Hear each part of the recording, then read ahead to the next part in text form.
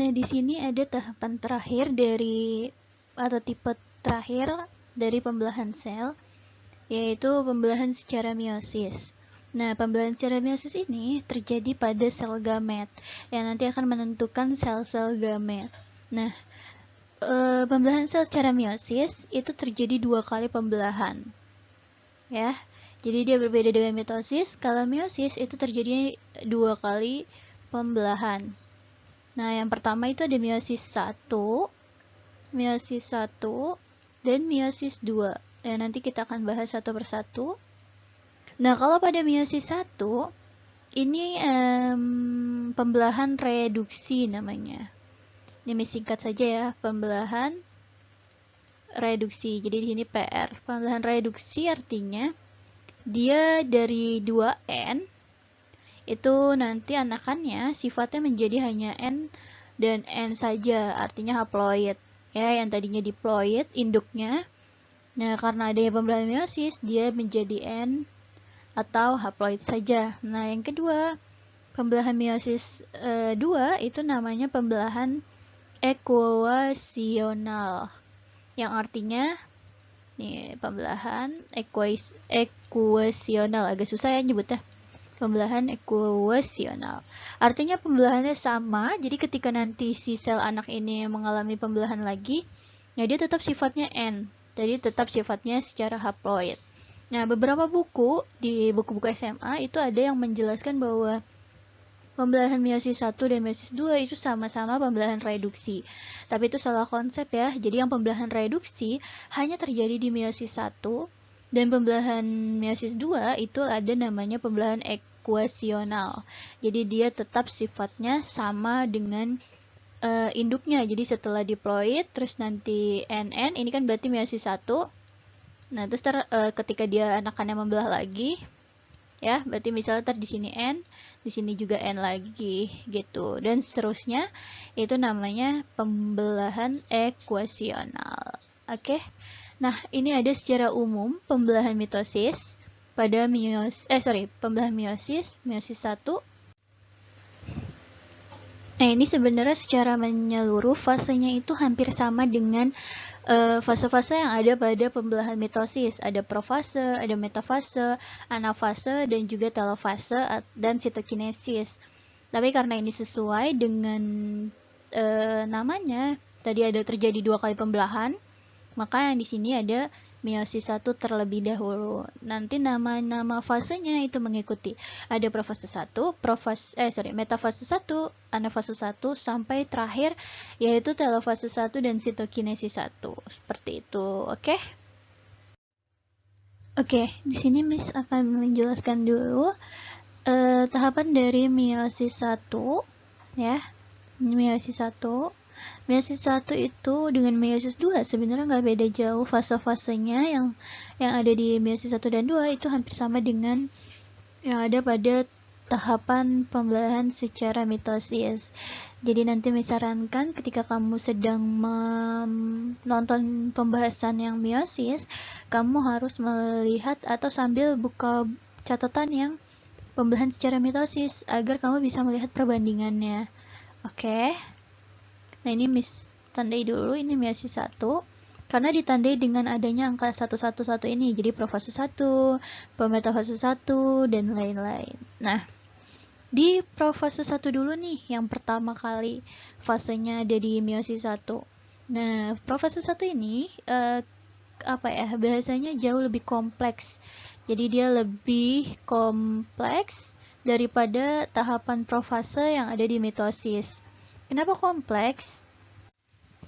Karena pada tahap profase 1 dia itu terdiri dari 5 fase lagi. Itu ada leptoten, zigoten, paketen, diploten, dan diakinesis. Yang mana nanti sebenarnya prometafase ini termasuk salah satu dari fase yang di sini. Jadi di sini kalau ini sama profasenya, di sini ada kromosom-kromosom yang menebal. Ini masih ada membran intinya juga. Terus di sini ada sentrosom sentriol ya. Ini sentrosom sentriol, di sini masih ada membran inti. Nah, kalau di prometafase nanti ada di tahapan atau di salah satu 5 fase ini Ini Miss buka dulu, Miss jelaskan. Nah, di sini itu terdapat tetrat ya, artinya kromosomnya ini berbentuk tetrat. Nah, dia sebenarnya sudah terbentuk ini benang-benang spindle ini yang menghubungkan ke kinetokornya, dan dia nanti ini mengalami crossing over gitu. Jadi pindah silang dengan kromosom yang lain. Nanti ada di tahapan yang ini. Makanya nanti dilihat nih di slide berikutnya, Miss akan jelaskan fase-fase dari 5 fase yang ada di profase 1. Oke? Nah, di sini ada 5 tahapan tadi, 5 fase tadi yang ada di profase 1. Yang pertama adalah laptoten. Laptoten ini benang-benang halus, ya. Nah, dia ini adalah kondensasi kromosom. Dari kromatin nih, benang-benang ini menjadi kromosom. Gitu ya. Jadi leptoten itu benang halus, artinya dia kondensasi kromosom. Dari kromatin menjadi kromosom. Lalu yang kedua ada zigoten. Zigoten ini benang-benang yang berpasangan. Gitu. Artinya nanti dia pelekatan pada kromosom homolog. Yang mana sih kromosom homolog tuh gambarnya seperti apa?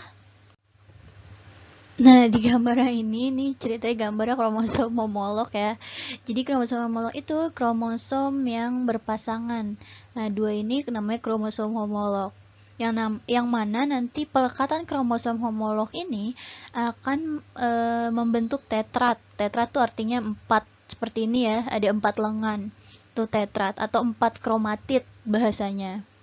Nah, misalnya di sini ada kromosom dari ayah. Ini ayah, ini sifatnya N. Ini juga dari ibu sifatnya N. Nah, si ayah nih misalnya nanti dia ngebawa sifat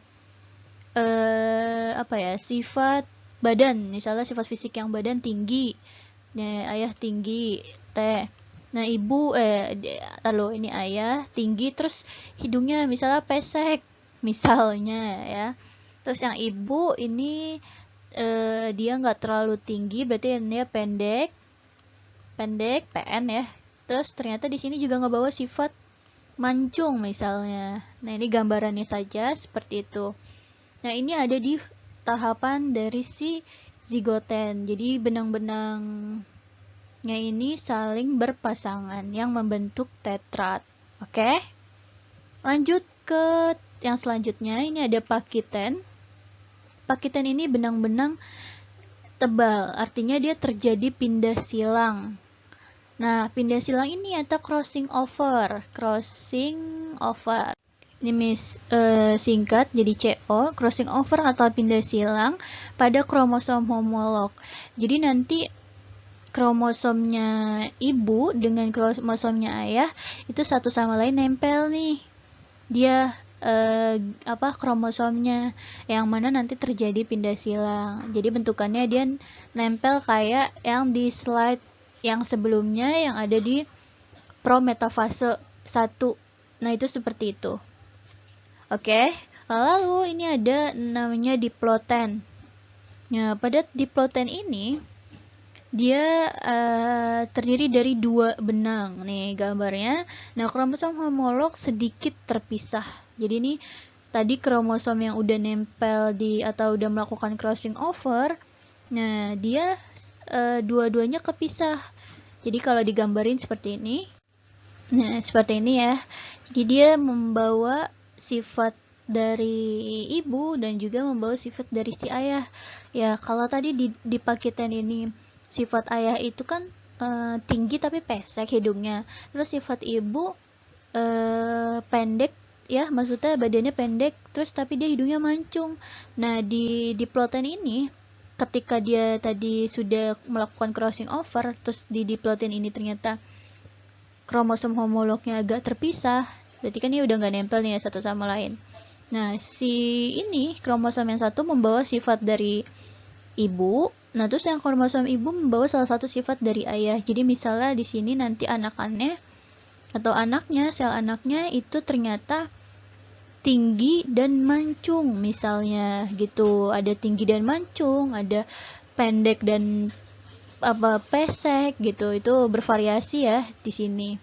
Lalu yang terakhir ada diakinesis. Diakinesis itu artinya bergerak. Itu persis sama seperti yang mitosis, bahwa sentromer itu bergerak bebas ya, bukan bergerak, maksudnya bergerak menuju ujung, menuju kutub. Lalu selain sentromer bergerak, gelendongnya terbentuk, membran intinya juga hilang, terus nukleolusnya juga hilang gitu. Itu sepertinya sama. Kita lanjut ya. Ini kan baru tahapan dari profase 1 ya, dan juga tadi ada prometafase ya di pada saat crossing over ini di pakiten ternyata.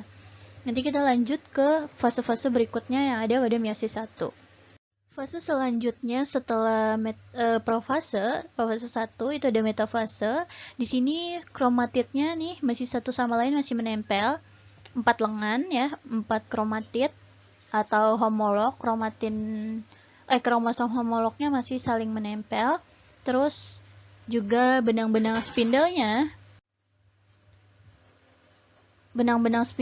itu melekat pada kinetokor, persis sama yang di mitosis tadi.